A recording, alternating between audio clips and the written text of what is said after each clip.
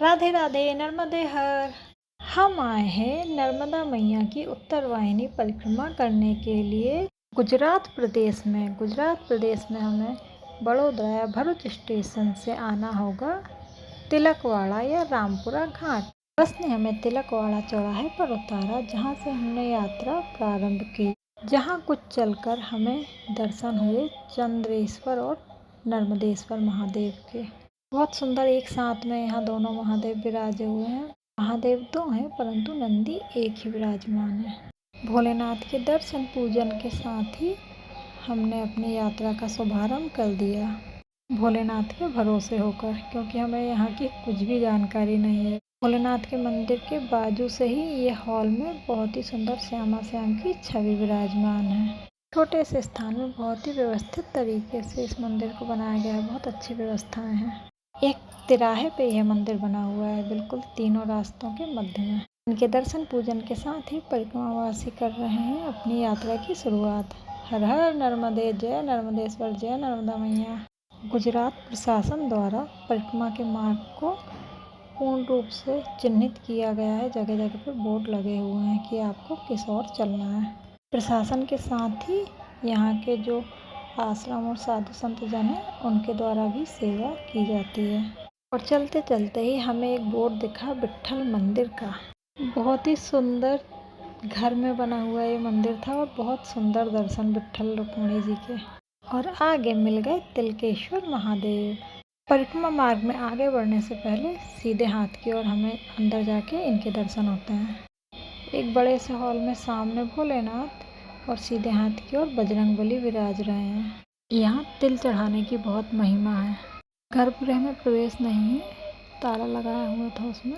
मंदिर के पीछे भी काफी स्थान है जिसमें बड़े बड़े पीपल के वृक्ष लगे हुए हैं।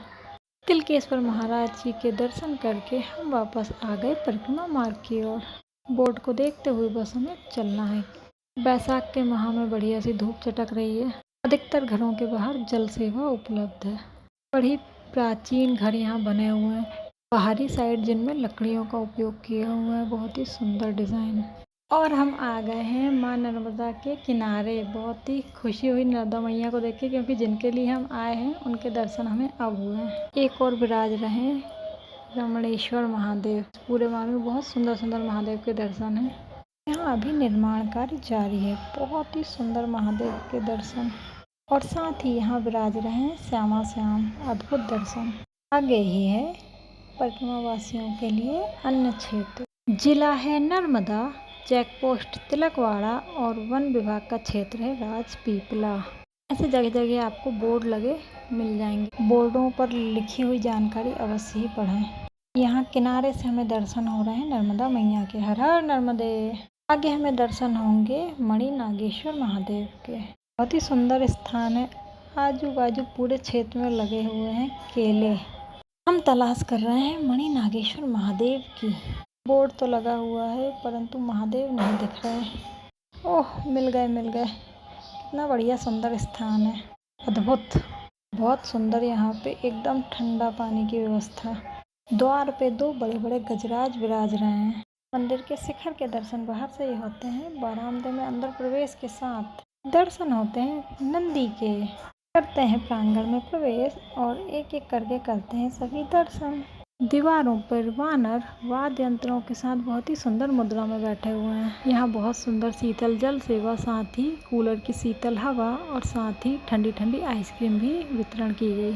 स्कंद पुराण अनुसार मणि नागेश्वर तीर्थ का महात्म्य। कश्यप ऋषि की दो पत्नियां कद्रू और विनीता के बीच एक बार विवाद हुआ कि उच्छय श्रवा अश्व श्वेत है या श्याम। विनीता सही थी, कहा कि श्वेत है, किंतु कद्रू ने अपने श्याम सर्प पुत्रों को उच्चैःश्रवा को लपेटकर श्याम दिखे ऐसा कहा।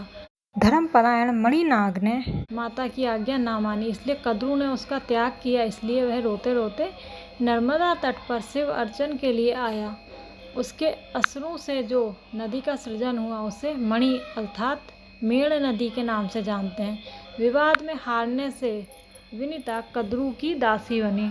इस तरह विनीता नंदन। गरुड़ ने देखा कि माता विनीता दासत्व भोग रही हैं, इसलिए कद्रू को गरुड़ जी ने कहा कि माता विनीता को दासत्व से मुक्त करने के लिए मैं क्या करूं। कद्रू ने अमृत लाने के लिए कहा, जो वह अपने सर्व पुत्रों को पिलाए। इंद्र को पराजित कर गरुड़ अमृत हर कर ले आए और कद्रू के समक्ष रखकर माता विनीता को दासत्व से मुक्त किया।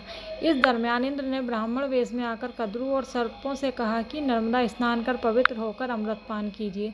वे सभी स्नान के लिए गए। इस दरमियान इंद्र अमृत कलश लेके चले गए। कुछ घास वहाँ पे उगी हुई थी उस कलश के नीचे।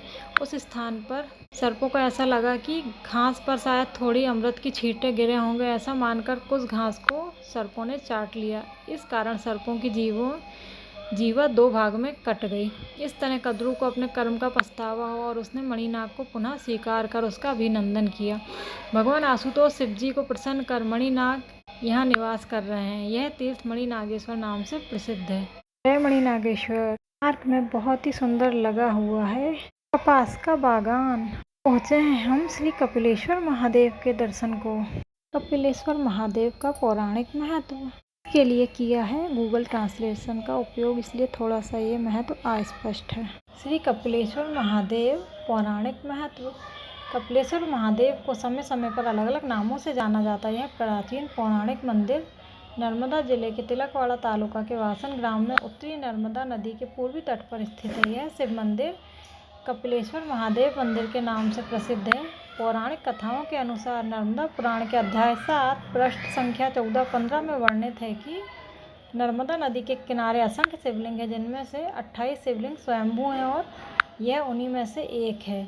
नर्मदा पुराण के पृष्ठ संख्या 71 में वर्णित है कि सर्वोत्तम कपिल तीर्थ जो सभी पापों का नाश करता है नर्मदा नदी के किनारे स्थित है। जो पुरुष और स्त्रियां अपनी इंद्रियों पर विजय प्राप्त करते हैं वे यहाँ स्नान करके देवी देवता और पूर्वजों को अर्पण करते हैं और तीनों प्रकार के ऋणों से मुक्त हो जाते हैं। ब्राह्मणों को भोजन कराने से परम मार्ग प्राप्त होता है। नर्मदा नदी की परिक्रमा करते समय कपिल मुनि इस सुंदर स्थान को देखकर अत्यंत भावुक हो गए। तब उन्होंने रेगिस्तान के बीचों बीच स्थित शिवलिंग को देखा तो उन्हें इस भूमि से विशेष लगाव हो गया। वे यहाँ कई वर्षों तक रहे और जप मंत्र तथा तपस्या करके आसपास के लोगों को पवित्र किया। उनके जाने के बाद नर्मदा नदी के जल से यह स्थान वीरान हो गया, परंतु शिवलिंग वहीं रहा और समय समय पर उसका जीर्णोद्धार होता रहा। कपिल मुनि के चरणों में इस स्थान के अत्यंत पवित्र हो जाने के कारण यह शिवलिंग श्री कपिलेश्वर महादेव के नाम से प्रसिद्ध हुआ। कपिलेश्वर महादेव के इस स्थान को देव तीर्थ भी कहा जाता है। वर्तमान में इस भूमि का नाम 7/12 में देव स्थान के रूप में लिखा गया है। नर्मदा पुराण के पृष्ठ संख्या 278 में वर्णित है कि इस स्थान पर 88 करोड़ देवताओं ने परम ज्ञान प्राप्त किया। पूर्व में देवताओं के युद्ध में देवताओं ने अन्य देवताओं को जिनमें कई योद्धा भी शामिल थे, राज्य से पराजित किया था और सेना को कुचल दिया था। तब कमजोर देवताओं ने पलायन का मार्ग अपनाया, जिसमें शुभ अशुभ त्रिहा गुहा आदि शक्तिशाली राक्षसों से पीड़ित देवता भी ब्रह्मा जी के पास गए और कहा, हमारी दशा देखिए, हम अपनी स्त्रियों और पुत्रों सहित राक्षसों से भयभीत होकर आपकी शरण में आए हैं, कृपया हमारी रक्षा कीजिए। सुरेश से भी ऊपर आपके सिवा हमारा कोई रक्षक नहीं है। तब ब्रह्मा जी ने कहा, राक्षसों का नाश करने के लिए तुम सब नर्मदा नदी के तट पर जाकर तपस्या करो, क्योंकि तपस्या ही एकमात्र शक्ति है। कोई अन्य मंत्र ज्ञान और पराक्रम उस पवित्र नर्मदा जल के सिवा सक्षम नहीं है, जो समस्त पापों का नाश करता है। दरिद्रता, रोग, मृत्यु, कारावास और पीड़ा समस्त पापों की जड़ है। यही मेरा मत है। यह जानकर तपस्या करो, इन शिवलिंगों की पूजा करो ताकि तुम निर्भय हो सको। ब्रह्मा जी के वचन सुनकर इंद्र, अग्नि और अन्य देवता नर्मदा जी के तट पर आए और युगों तक कठोर तपस्या करके कष्टों के माध्यम से महान सफलता प्राप्त की। तब इस तीर्थ स्थल को भगवान का तीर्थ स्थल कहा जाने लगा। यहाँ जो लोग श्रद्धा और भक्ति से स्नान करते हैं उन्हें मोक्ष का फल प्राप्त होता है। इस क्षेत्र में जो देवताओं को भोजन प्रदान करता है वह सदा अमर रहता है। इस भगवान के तीर्थ स्थल पर सन्यासी अवस्था में मृतकों की अमरता प्राप्त होती है। स्नान, जप, यज्ञ, आत्म अध्ययन, देवताओं की पूजा, इस तीर्थ स्थल पर जो कुछ भी किया जाता है अमर हो जाता है। भगवान का यह तीर्थ स्थल है, सभी तीर्थों में श्रेष्ठ है। जय कपिलेश्वर महादेव। कपिलेश्वर महादेव की कथा के साथ ही हम बढ़ चुके हैं नर्मदा नदी के तट पे काफ़ी आगे की ओर। मैया के पास तक जाने की अनुमति नहीं है, केवल मार्ग में ही सीधे सीधे चलना है। और हमने अपनी यात्रा का आधा पड़ाव पूरा कर लिया है और हम पहुंच चुके हैं नंदी घाट पर।